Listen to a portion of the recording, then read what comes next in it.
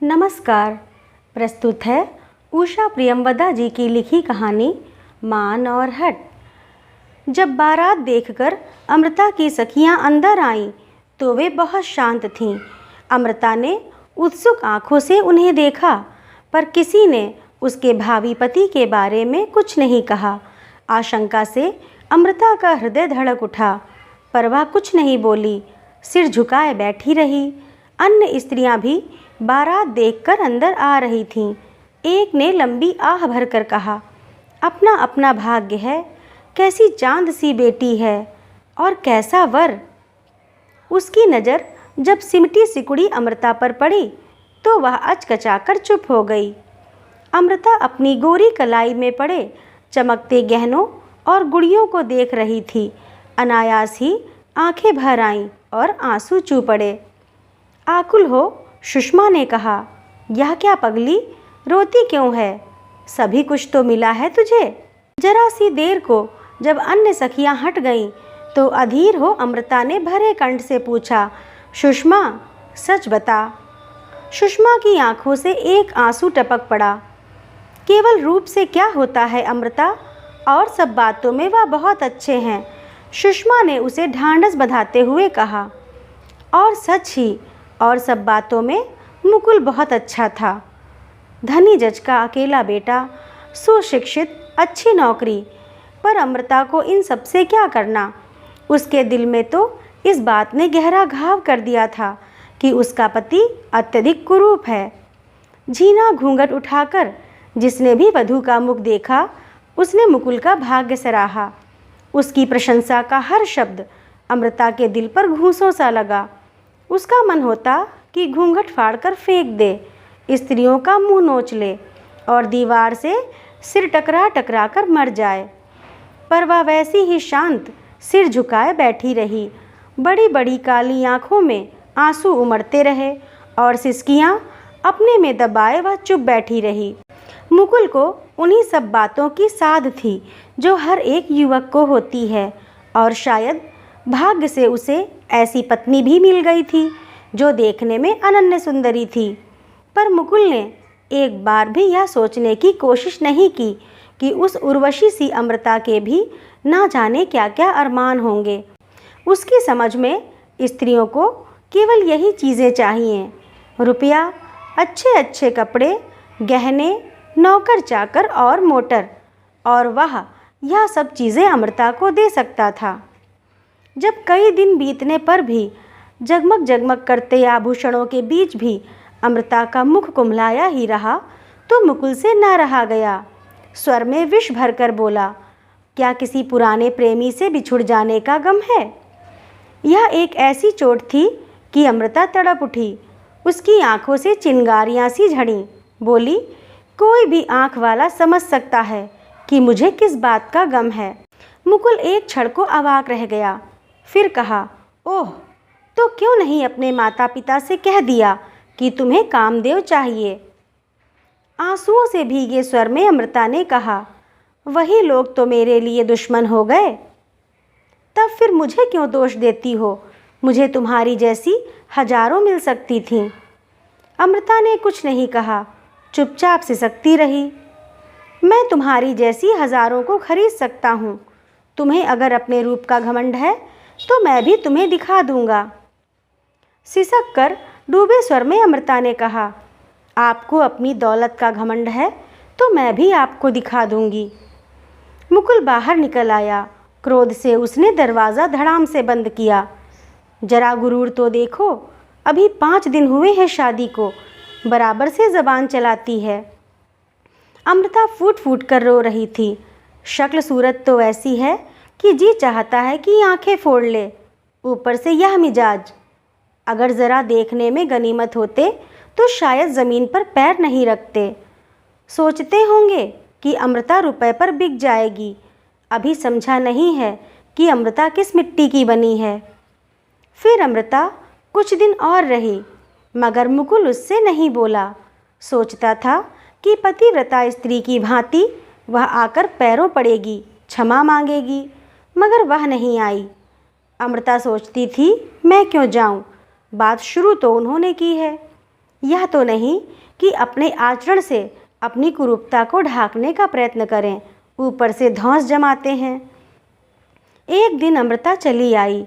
मुकुल तब भी नहीं बोला और भारी दिल लिए इधर उधर घूमता रहा। सुषमा ने उन आंखों में सघन वेदना देखी। बड़ी पागल है तू अमृता, क्या बचपना कर बैठी, तूने ऐसी बात कही ही क्यों? बस मुझे ही दोष दो, यह तो नहीं कि मुझसे जरा सी सहानुभूति दिखाओ। क्या मेरे अरमान, मेरी चाहें कुछ भी नहीं? औरत की चाहें, अरमान कुछ महत्व नहीं रखते। यह दुनिया पुरुषों की है, फिर आखिर रूप रंग में रखा ही क्या है? हाँ ठीक है, तो तू कर ले उनसे शादी, वो तो सिर के बल तैयार हो जाएंगे। उन्होंने कहा ही था कि उन्हें रुपए के बल पर हजारों मिल जाएंगी। सुषमा ने गंभीरता से कहा, तेरा तो सिर फिर गया है, एक दिन रोएगी अपनी किस्मत को। एक दिन क्या, अभी ही रो रही हूँ। और जब मुकुल के यहाँ से बुलाने का पत्र आया तो अमृता ने जाने से साफ इनकार कर दिया। माँ खूब ही नाराज होकर बोली, अजीब लड़की है, हम लोगों की नाक कटवाने पर तुली है। अमृता ने कुछ उत्तर नहीं दिया। तो फिर क्या जवाब दिया जाए? लिखवा दो कि हमारी लड़की आपके घर में जीते जी कदम नहीं रखेगी। दुखी होकर माँ बोली, अरे छोटे मुंह बड़ी बात ना बोल, आखिर क्यों नहीं जाएगी? नहीं जाऊंगी, मेरा मन। वाह रे तेरा मन। अब अमृता उबल पड़ी। देखो माँ, एक तो तुम सबने मेरी जिंदगी तबाह कर दी, ऊपर से। माँ की आंखें भर आईं। हम लोगों ने तो तेरा भला ही चाहा था, शक्ल सूरत से क्या होता है, इज्जत तो रुपए की ही होती है। तो इसका मतलब है कि चाहे जिससे भी शादी कर दो, मेरे भी हाथ पैर हैं, कमा खा लूँगी, उनका रुपया मुझे नहीं चाहिए। माँ ने सिर पर हाथ मारकर कहा, हाय रे भगवान, यह दिन दिखाने से पहले उठा क्यों ना लिया?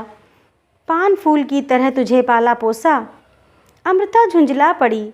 देखो माँ, मुझे तंग ना करो, मैंने कह दिया कि मुझे नहीं जाना है। मुकुल ने कौर मुँह में दिया ही था कि बहन ने कहा, सुनो भैया, भाभी नहीं आएंगी क्या? चौंक कर मुकुल ने पूछा। हाँ, उनके यहाँ से खत आया है, लिखा है कि वह बीमार हैं।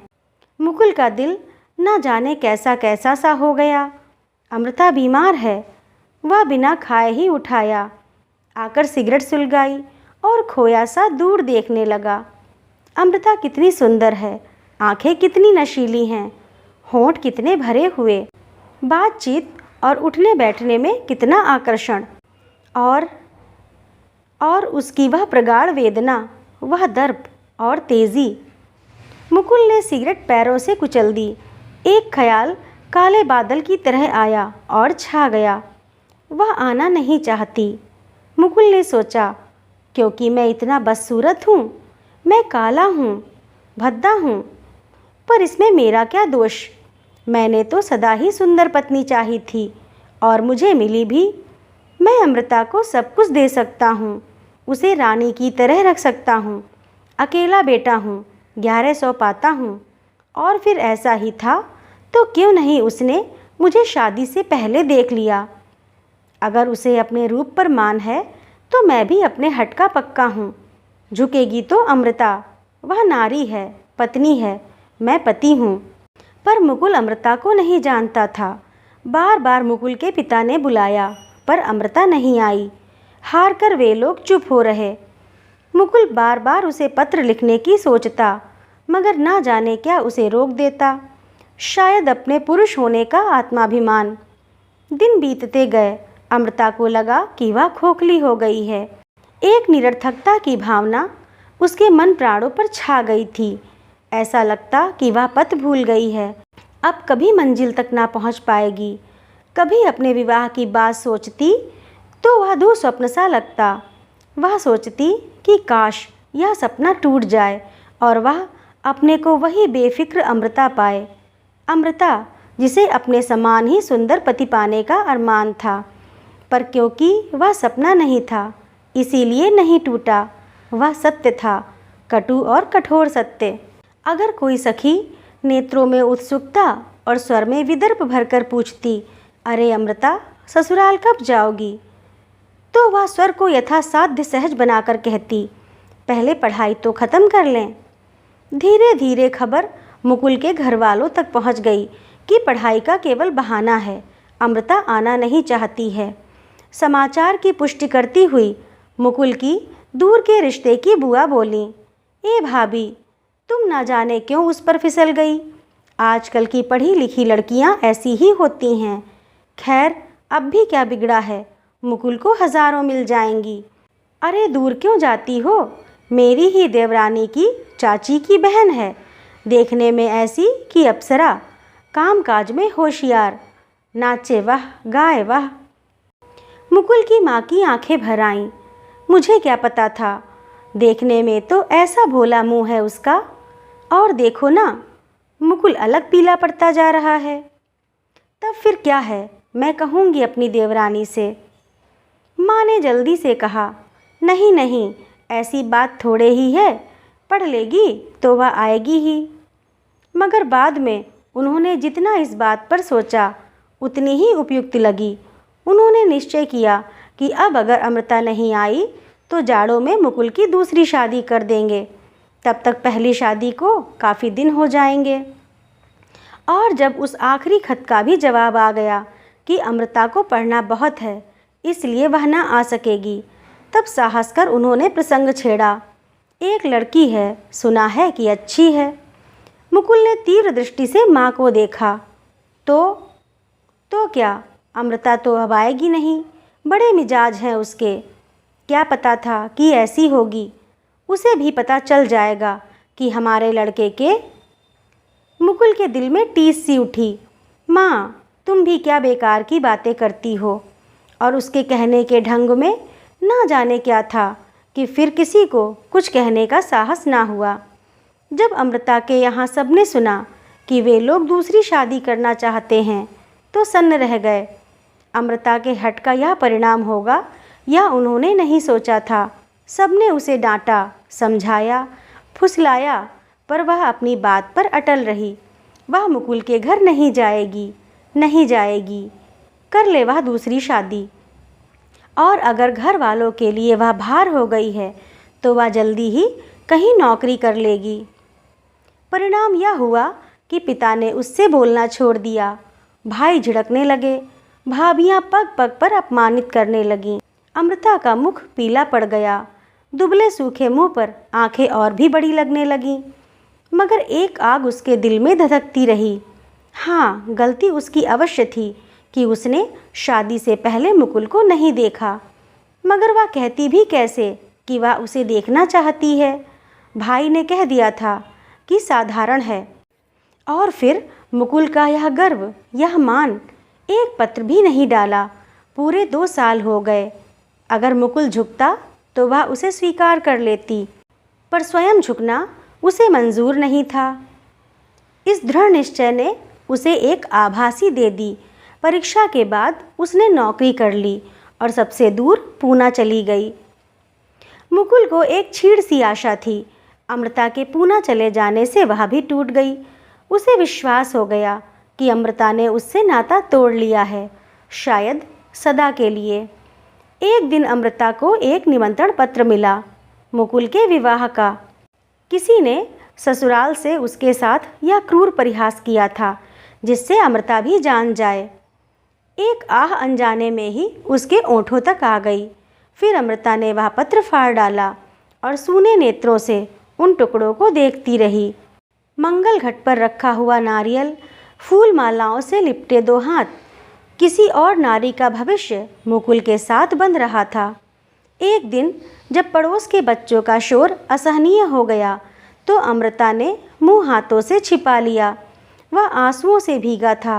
वह रोज देखती थी कि उस घर की पत्नी प्रसन्न मुख से पति के साथ उसे बाहर तक पहुंचाने जाती है, फिर बच्चों का मुख चूमकर स्कूल भेजती है और 2 बच्चों के मधुर कलरव से घर गूंजता रहता है। अगर कभी अमृता से मिलने आती है तो नन्हा शिशु उसके कमरे में तूफान मचा देता है, मेज पोश खींचकर फेंक देता है, स्याही की दवात लुढ़का देता है, फूलदान में से फूल निकालकर सारे कमरे में बिखरा देता है और माँ के डांटने पर शरारत से हंस देता है। अमृता को यह सब बहुत भला लगता, पर साथ ही एक अव्यक्त विषाद से दिल भारी हो उठता। यह सूनापन, यह अकेली जिंदगी। मुकुल के पत्नी है, बच्चे भी होंगे ही। 8 साल हो गए, पूरे 8 साल।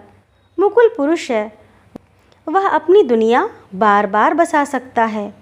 पर अमृता, जाड़े की सूनी लंबी शाम। अमृता चुपचाप अंगीठी में दहकते कोयले को देख रही थी।